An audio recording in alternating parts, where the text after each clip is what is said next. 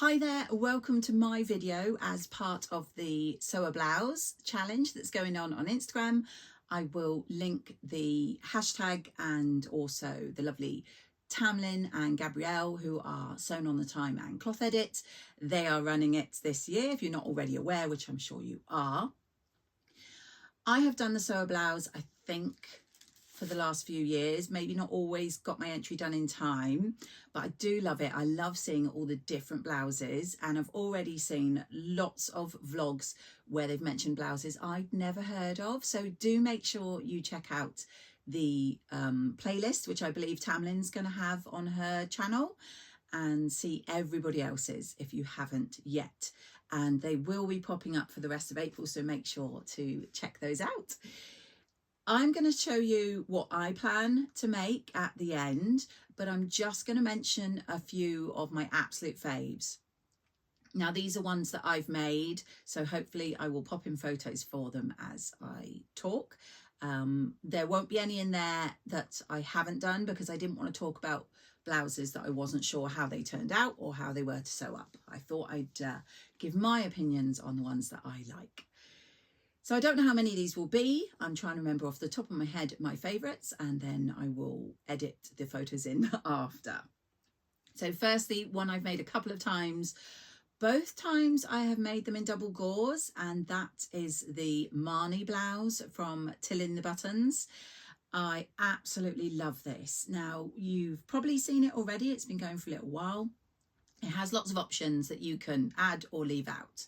There is some pin tucks across the top and the top of the sleeves, and also like a little ruffle you can add on the collar. I haven't done any of those, but there are big ruffles that go over the sides here, and both times I have done those. So like I say, hopefully I'll pop in photos. The first one I made, I had this gorgeous leaf double gauze, but I didn't have enough, so I did mix in, I think, the side panels and the underneath of the flutter bits in like a green double gauze, and yeah, I love that one. And then last year when I was going to the knitting and stitching show at Ali Pally, I made up one with these gorgeous flowers all over it, and the lovely Tilly at her stall even took a photo and shared it, so that was really amazing and made me really happy. But yeah, absolutely lovely to get a little bit of validation from the person who designed the pattern, and I love both of those. So you can make it in a viscosy type, leave off the frills, put in the collar frill, put in the pin tucks, leave it off. It makes for a very different pattern depending on how you make it. It's also a dress, which I haven't tried. So my first recommendation is the Marnie blouse. Now, another blouse that I like to make is actually called a shirt. And again, you've probably all heard of it. It is the Donny by Friday Pattern Company. I have made, I want to say, 3 versions now. Again, if I can find the photos, I'll pop them in. One was a lovely grey with these sort of yellow embroidered bits on it, which was a remnant I had from Make Fabric Boutique here in Plymouth. Then I made a lovely double gauze, which I was gifted by Lucy Lockett's Fabrics, and I love that one. I do love a double gauze.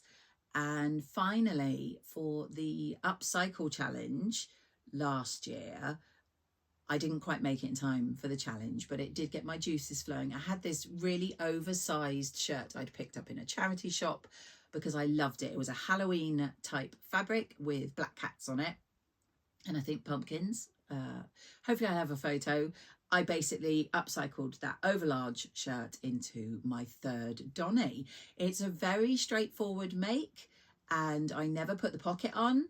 And as I mentioned, I think in my previous video, my Friday sews, which hopefully has gone up now, I can usually get it out of less than a metre. And I've also now invested in the long sleeve extension pack that they have done. So I'm really wanting to make up one of those. So that is the Donny shirt. So the next one is another Tilly in the Buttons, and this one is the Mabel Blouse. It's a very floaty, girly, I think peasant blouse style.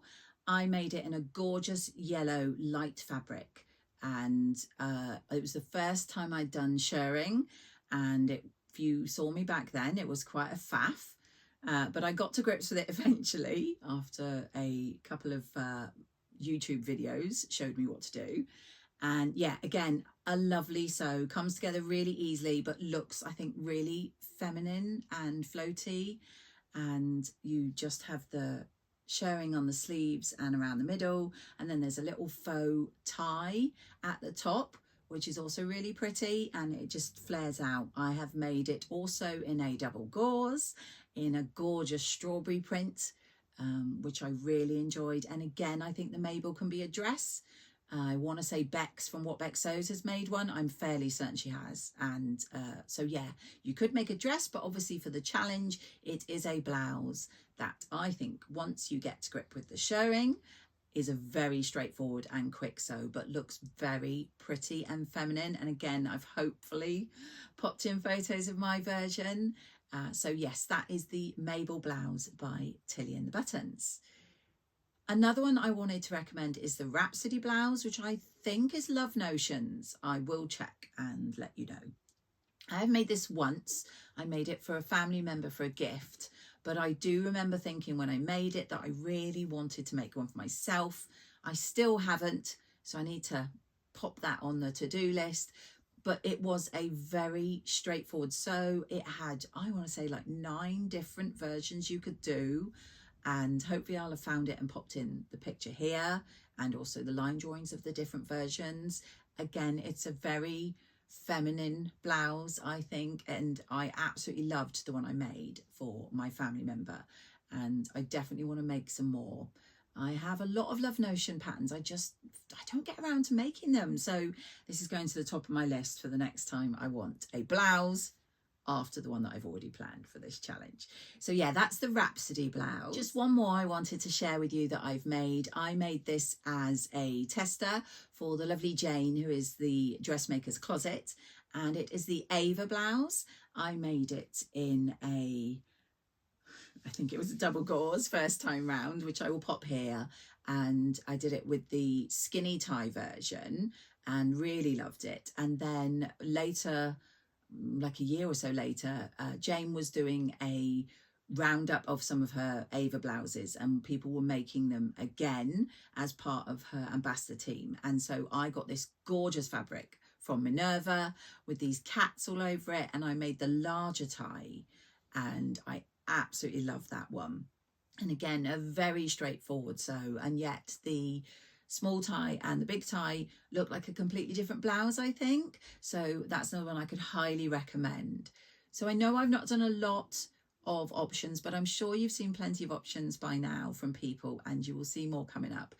Basically, you just have to sew a blouse in the month of April, and that's very loose. A blouse is really just a woven top that could be called a shirt, like Donny's shirt, but as long as it's not a structured button-up collar cuff, as long as it's got something that makes it more like a blouse and less like a formal shirt. It could have buttons, it might have no buttons, it could have any kind of fastening or no fastening. It's really loose, and just make sure you sew it up in the month of April and share it on Instagram with the tag, which hopefully I'll put on the screen, the hashtag, and also obviously tagging in the lovely Gabrielle and Tamlin.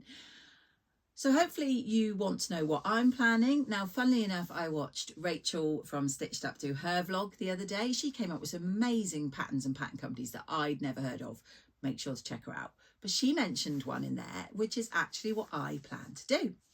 Now, I got this from a D-stash. I think it was from the House of Borrowdale. This is by the Sussex seamstress, and it is called the Fittleworth blouse.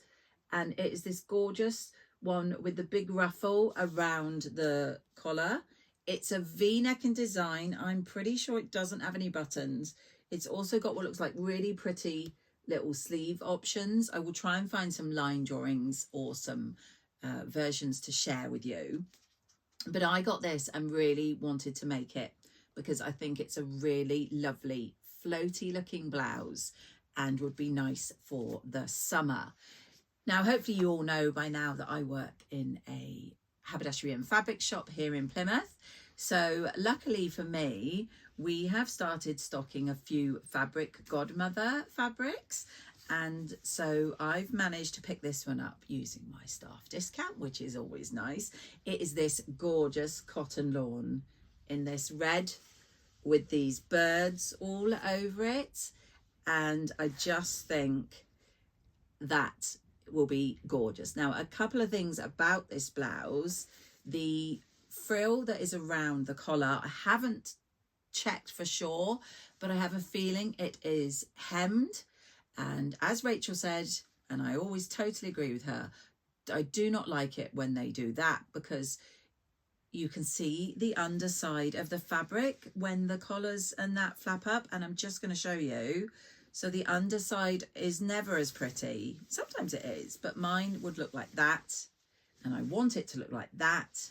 So I would do what Rachel always says, and I've done for a while now, which is cut 2 pieces and sew them right sides together and turn them out so that my collar will be pretty on the outside and also on the inside.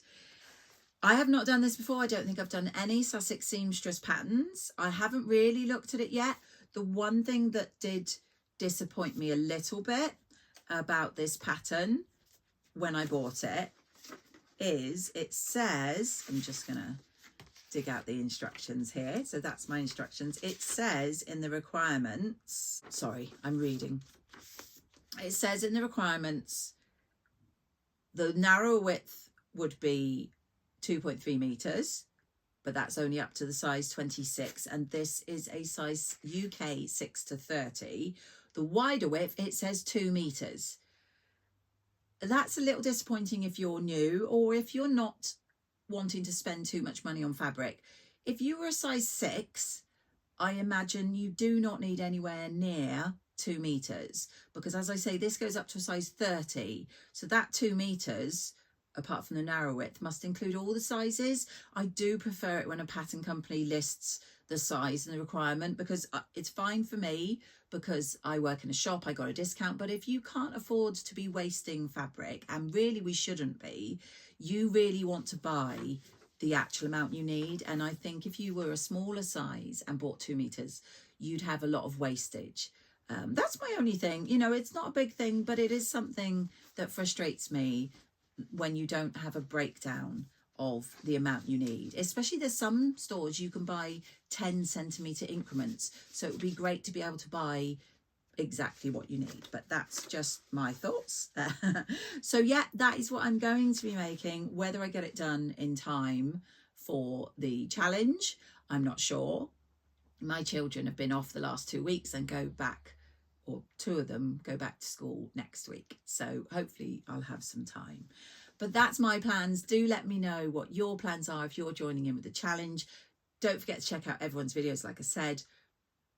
And hopefully I will share mine very, very soon. Okay, take care, and I will catch you all in my next video.